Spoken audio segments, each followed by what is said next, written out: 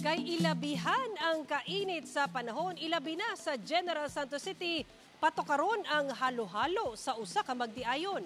Ang sikreto ngano kini gibalik-balikan atong sayron sa report ni Abby Caballero.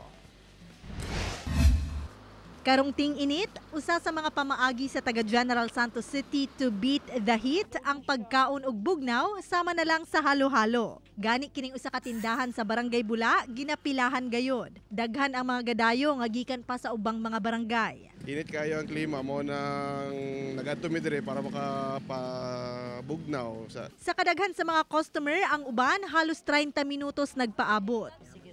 Isa na ako ang last number. Nami kayo. Worth it. Sa atong makitaan mga kapuso o ginapilahan gyud ang ilang halo-halo dinhi so karon atong sayron kung ano gyud ka ginabalik-balikan o ginapilahan ang ilang halo-halo dinhi.